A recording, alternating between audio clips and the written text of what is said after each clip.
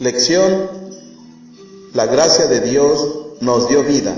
Objetivo: comprender a qué se refiere el término gracia y en qué condiciones deben vivir aquellos que han recibido este don inmerecido. Lectura bíblica: Efesios capítulo 2, versículo 1 al 10. Versículo para memorizar: porque algunos hombres han entrado encubiertamente, los cuales desde antes habían estado ordenados para esta condenación, hombres impíos, convirtiendo la gracia de nuestro Dios en disolución y negando a Dios que solo es el que tiene dominio y a nuestro Señor Jesucristo. Judas capítulo 1 versículo 4. Material exegético.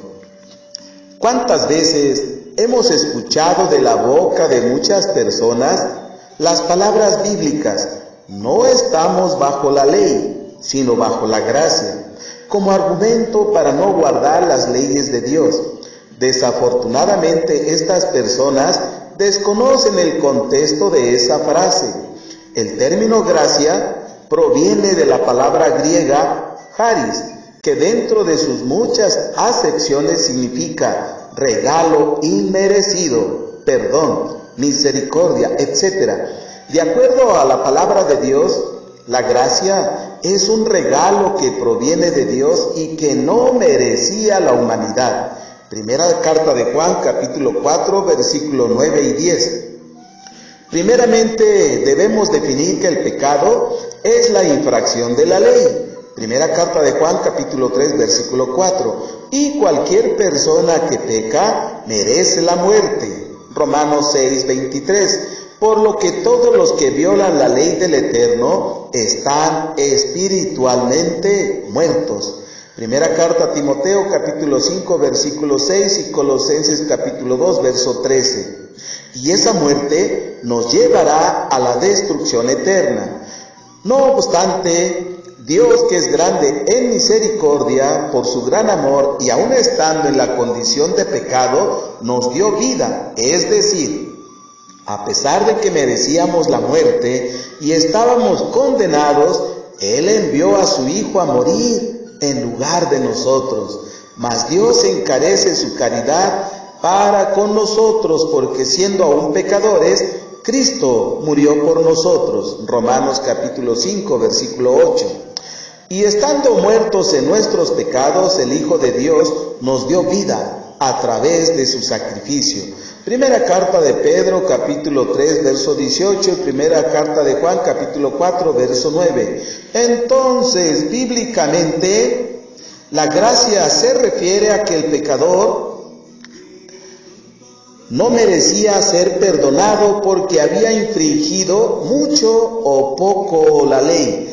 Pero Dios, que es grande en amor y nos ha permitido pasar de muerte a vida, según Juan capítulo 5, versículo 24,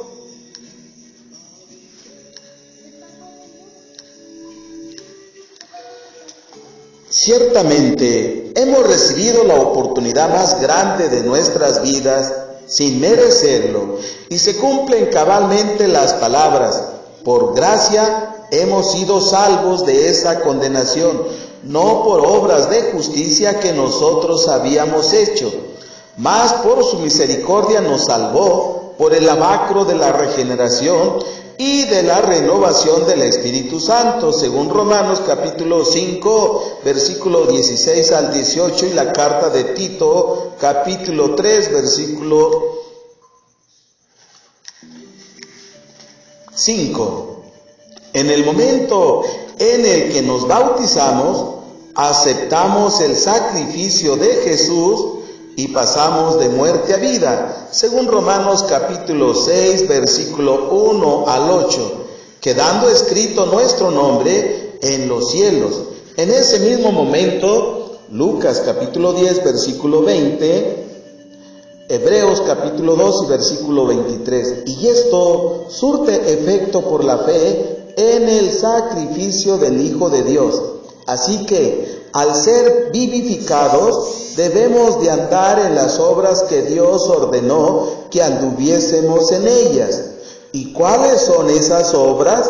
Las normas y leyes que Dios confió primeramente a su pueblo, pero que deben ser observadas por todos los que nos allegamos al Israel de Dios o la Iglesia de Dios.